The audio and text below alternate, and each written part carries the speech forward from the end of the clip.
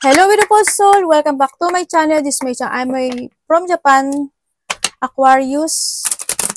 This reading is for you. Tingnan natin ano mga magaganap ang mangyayari sa'yo sa natitirang araw ng May 2025. Maraming salamat muna sa mga subscriber, new subscriber, cross-watcher, at sa mga bagong pasok dyan. Welcome na welcome kayo sa bahay ni Ate Aimee. Salamat sa nakataba ng puso na yung mga comments.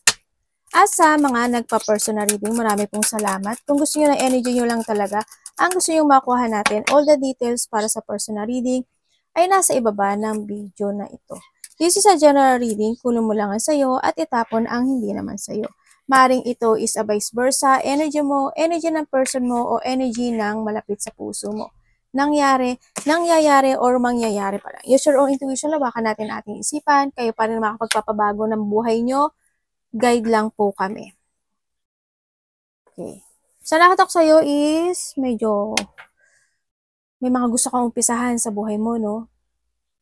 May mga gusto kang umpisahan. Siguro you're doing something passion or may mga destination ka na maaring gusto mong desisyonan this time.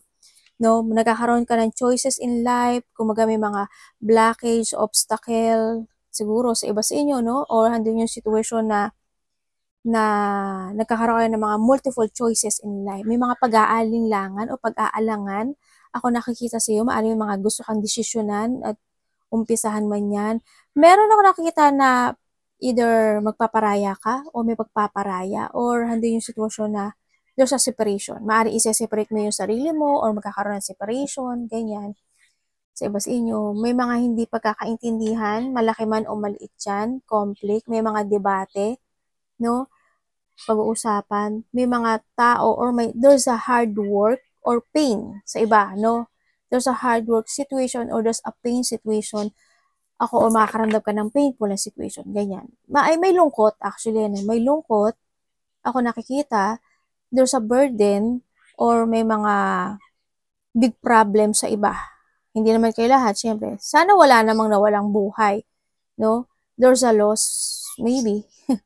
Huwag naman po lahat.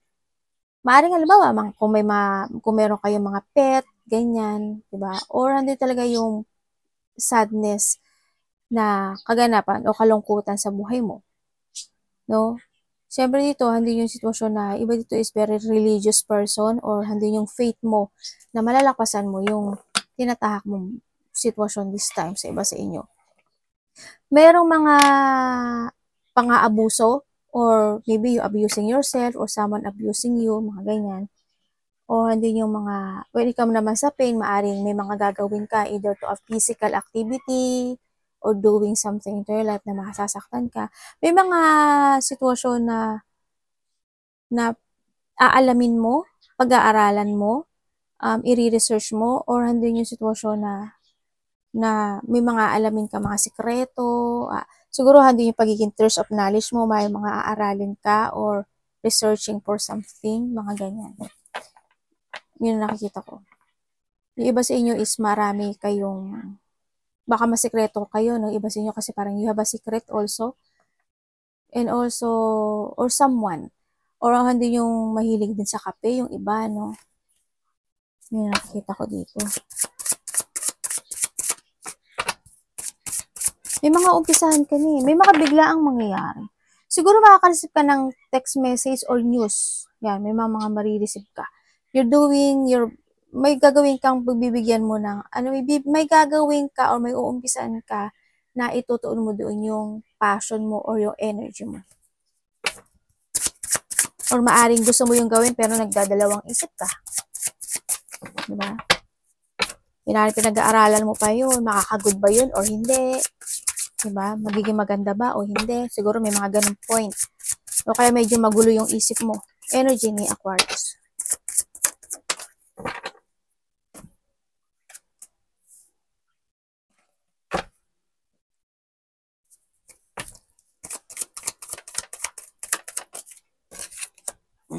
Ay, sorry. Ang energy mo, sa nakita ko sa'yo dito, magiging ano ka raw eh. Siguro may mga iilusyonin ka, may mga iisipin ka, no? Dito, may mga didesisyonan ka. Yun ang nakikita sa yung emotion, ay energy mo, sa nakita ko dito. Maaring may mga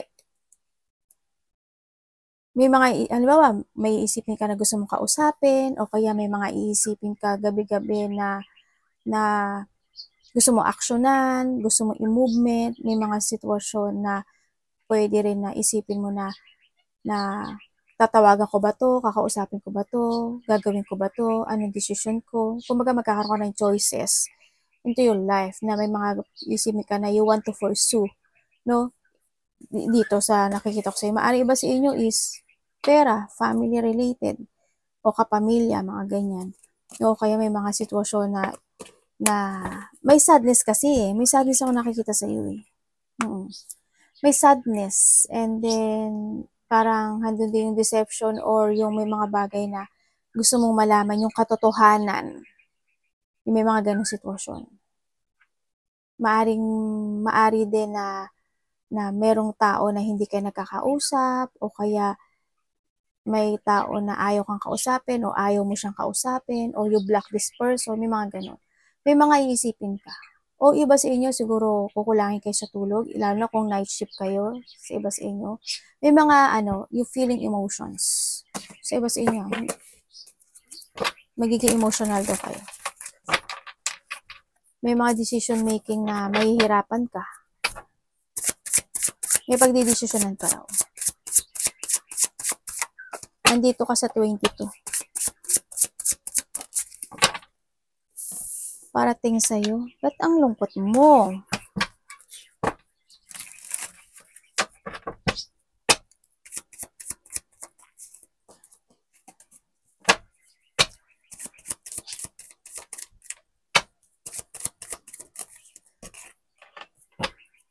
Ang parating sa'yo, parang ang parating sa'yo, parang you will be alone. Parang mag-iisa ka. Yun na nakikita ko dito. Parang mag-iisa ka o may pag-iisipan ka na isang solutions in life na you want to withdraw. May mga something retirement, no? Withdraw or retirement in a situation. May mga sisiyasatin ka, maghahanap ka ng katotohanan, anong dapat gawin, ito ba dapat, ba't ganun, ba't ganyan, ganito ba? May mga ganun sitwasyon ako na nakikita sa iyo.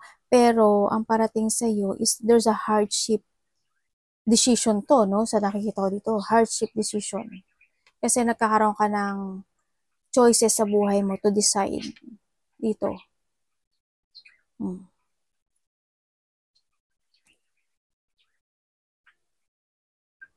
May lungkot eh, no?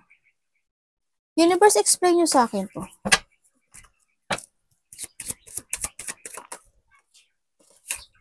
Siguro ay, stress.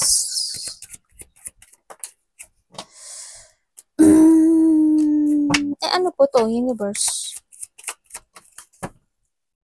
Naku. There's a hardship. May magtatapos na sa buhay mo. There's a ending situation. Ako na nakikita sa'yo. May taong may sakit.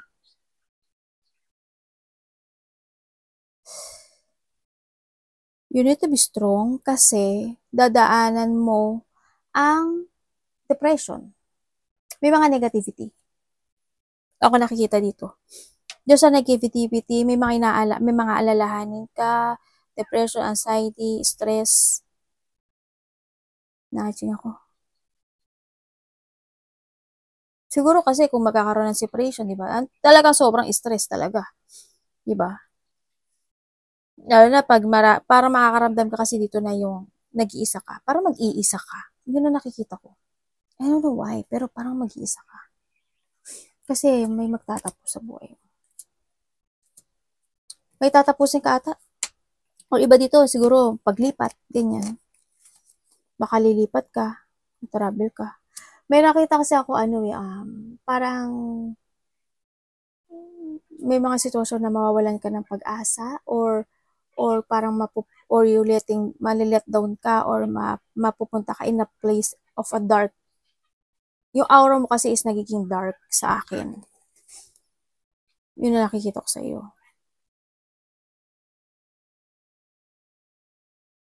Parang nag-iisa ka. May mga taong ayaw sa'yo, galit sa'yo, or may taong nai-insecure sa'yo. Or maaari ikaw na-insecure ka. Tingnan nga natin ang mga, yun ang nakikita ko sa'yo dito. O kaya naman is, maaring may mga tao na makapagbibigay sa'yo ng sadness. Ganyan. May mga sitwasyon na magiging lonely ka. May hardship eh. Siguro andun yung iba sa inyo, magkakaroon kayo ng problema sa taong nakakonect sa iyo or sa pera mo. O kaya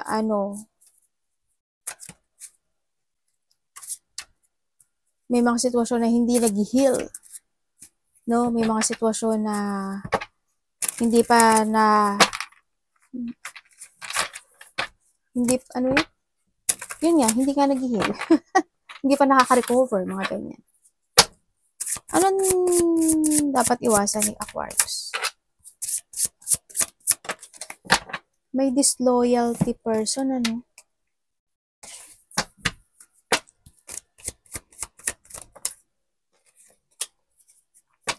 dapat mong iwasan mo daw yung yung mga bagay na,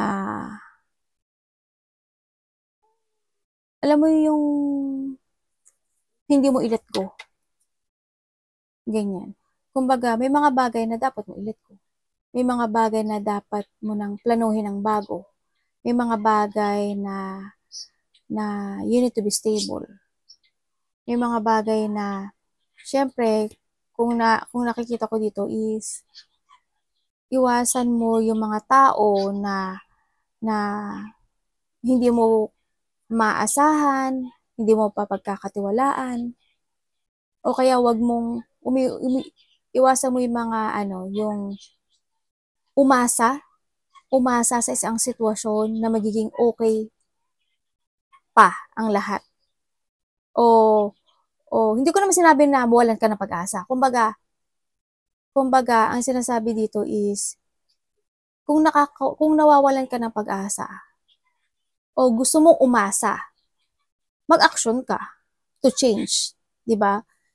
Kailangan, kung halimbawa nagkaroon ng paghiwalayan, umaasa ka na magkakaroon ulit ng balikan doon sa situation. Halimbawa lang to ha, huwag ka lang maghintay. Then you need to take it action. Or kung gusto mo, allow the universe to take ka doon sa point na yun, 'di ba? Yun nakita ko dito.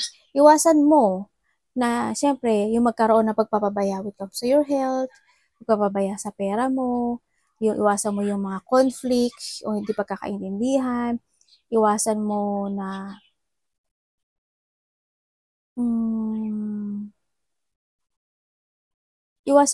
kasi when it comes sa money, kailangan mo mag-higpit. Kailangan mong think to the future, sinasabi dito. Saka iwasan mo yung hindi mo naman responsibilidad and you take your responsibility dun sa bagay na yun. Ganun. Iwasan mo yun. Kasi, may mga point kasi na buhay na natin na kailangan din nilang matuto sa buhay. No? Kasi kung as long as ikaw ang magpapasan ng kanilang hirap sa buhay, ay may balahibo pala yun, hindi sila matututo. Hindi sila magiging matatag sa buhay nila. Diba? Huwag lang yung suporta ng suporta. Huwag lang yung bigay ng bigay. Kailangan din nilang matuto at magkaroon ng aral in life. Iwasan mo maging ganun. Pero it's up to you.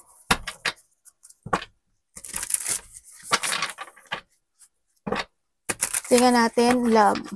Onay-chan, choto mate ne. Ato mo choto aru ka. Kore wa tala iyo. When it comes sa love is lahat. Kapatid, anak, magulang, karelasyon, kaibigan. Kamusta ang love ni Aquarius Universe? Gumin na. Dati gumin na. Dati mami, shigoto stiru dyan. Kala niya, ipitin ko yung paa niya, kaya siya ganon. Okay, when it comes to a love, ano ba yan? Sa iba sa inyo, nagkaroon na kayo ng rejection. Diba? Ando na yung, nagkaroon na ng dissatisfaction in this that, kaya na maaaring nagkaroon na ng rejection. Sa iba sa inyo at maaaring nagkaroon na talaga ng third party. Ay, guman ne. Eto pa, sumama pa isa. Ay, naku, kaloka talaga. ちょっと待って。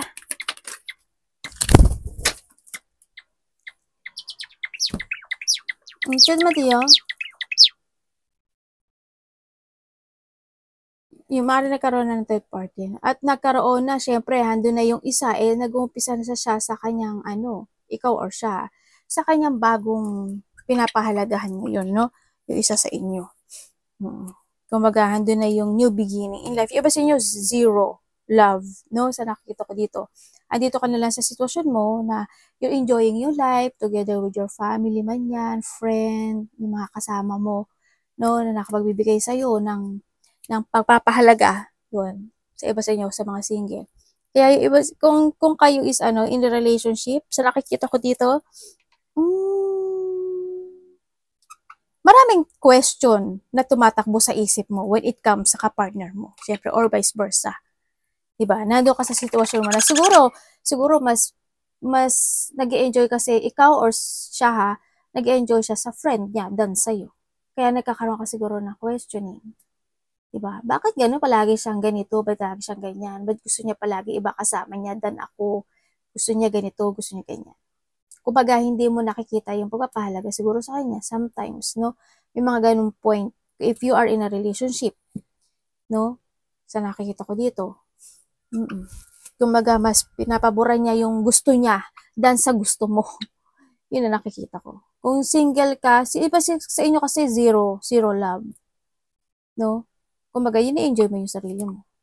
Focus ka sa work mo, pero andun yung waiting. No? Maybe you are waiting or you need to be patiently waiting sa iba sa inyo. Pero maghintay ka lang daw kasi may darating sa'yo. No? Na isang tao. Na maaring siya is your twin flame. So, nakita ko dito. Kaya iba sa inyo, kung kayo sa kahiwalay na wala na hindi ko na nakita ang rejection na to. Kumbaga, andito na talaga si Tower. Iba sa inyo, kung in relationship kayo, andito kayo sa sitwasyon na kumapit lang kayo. Siyempre. Kasi anytime, pwede kayong mawasak. Tingnan natin ang iyong money. Kamusta po ang money ni Aquarius?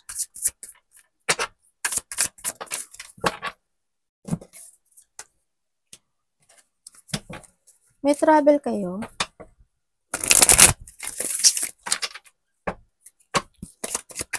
Iba dito siguro 6 days, 6 weeks, 6 months, or by June. Maybe you have a travel. When it comes sa money mo, okay naman ako nakikita. Kasi, hindi you value your money. So, nakita ko dito, no? Kumbaga, nandito rin yung sitwasyon na matulungan ka totally. No? Kumbaga, mahilig kang tumulong. Mahilig kang magkawang gawa. Sabi ganun, hindi naman siguro kawang gawa. Pero siguro pag may humingi ng tulong sa'yo, binibigyan mo, ganyan. When it comes sa money mo, there's a lack. There's an ending ng hardship when it comes sa financial mo this time. Magiging better siya than the past sa nakikita ko dito. Ang nakita ko naman sa'yo dito is may mga papasok na pera sa'yo. Yan. May mga positive changes happen when it comes sa money mo. Magkakaroon ng recovery, no, sa money. And then also, by this week siguro may hingi sa'yo ng tulong. O may hingi sa'yo ng tulong. May hingi sa'yo ng tulong o may tutulungan ka. Or someone want to commit dito. Or may makikipag-usap sa'yo. Related to pagtulong or money. Kung magbabayad na ng utang, ako napakaswerte mo, di ba? There's an ending of a hardship when it comes sa money mo. Kasi magkakaroon siya ng recovery na. Any opportunity pa po kay Aquarius.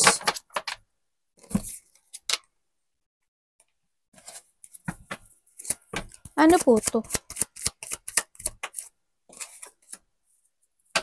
Uy, may mga problemang magtatapos. Ay, naloka na. Sandali. Ayan. Pwede ko malaman dito. Uy, oo nga. May good news ka. Doon sa good news, ano po ito? Bakit po? May good news, may bad, siyempre. May marireceive ka raw, oh. Okay, kung may hinihintay ka, na isang sitwasyon na gusto mong mag-success, ito is marireceive mo siya. Yan, may mga good result, may mga reward, may mga growth, ako na nakikita sa'yo, may good news. Ibig sabihin may magtatapos na problema sa'yo. Kung dati is nagkakaroon ng stagnation o nai-stagnant ka in your situation sa changes ng iyong buhay, ngayon hindi.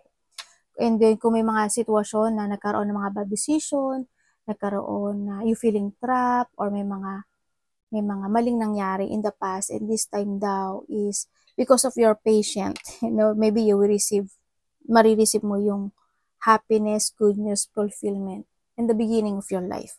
Sa nakikita ko dito. Kung may mga bagay o sitwasyon na hanggang ngayon, may mga ile-let go ka totally dito. Kumbaga, sa iba rin dito is magkakaroon ng either hindi siya in a big good news, is development ito. Sa nakita ko dito. Yung iba sa inyo, magkakaroon ng development. May yung iba dito may kinahihiligan kayong pagkain, or maybe you change, maaari nag-change na kayo, mas more kayo nagiging vegan this time, sa nakikita ko dito. Sa iba ganun. Merong ma-overwhelm ka daw. May sitwasyon na either na-overwhelm ka in a choices, by choices in life, in the past. Maaring may mga ganun, or magkakaroon ka ng ganun. Parang iba dito bang magbaback to reality kayo.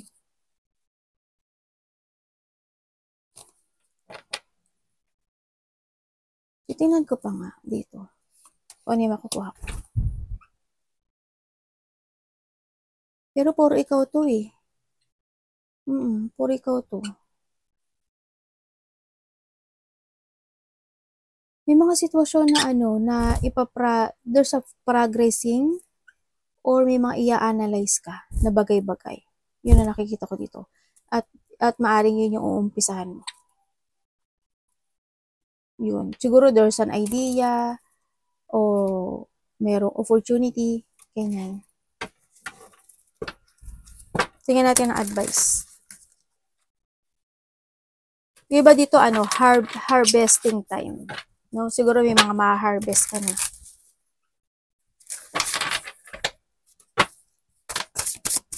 Advice po kay Aquarius Universe.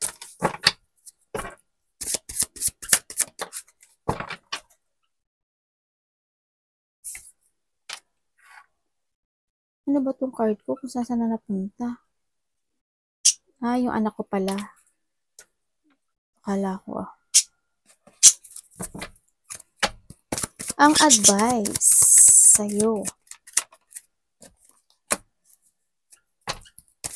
Okay, ang advice sa'yo, you need to release or to escape yung sarili mo sa isang sitwasyon na struggle, pain, or frustration. Kumbaga, may mga bagay o sitwasyon sa buhay mo na kailangan mo na magkaroon ng clear mind and focus to yourself. Keep moving to reach your goal. This time, sinasabi dito, may mga bagay na kailangan mo na umalis, talikuran, or i-forward mo yung mga plano mo. Kailangan mong ilaya yung sarili mo, ganyan, or try to progress. And syempre, take it action, sinasabi rin dito. And then also,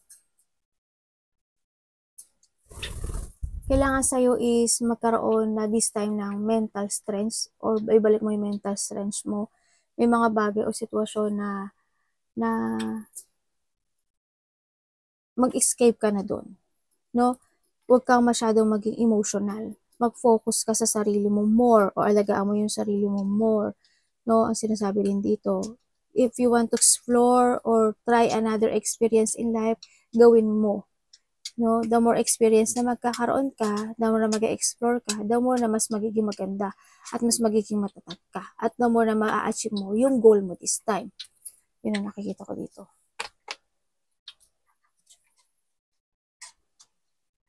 Mag-focus ka sa mga bagay na gusto mong ma-achieve. Give an effort and hard work to develop and start a new beginning into your life.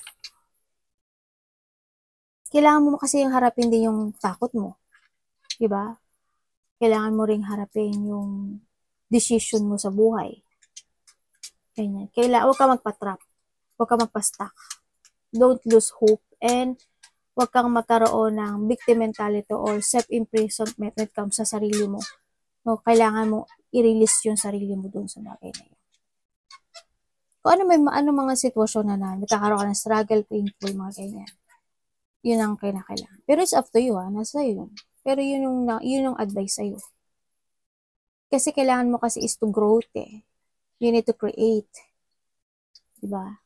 Kailangan mo ngayon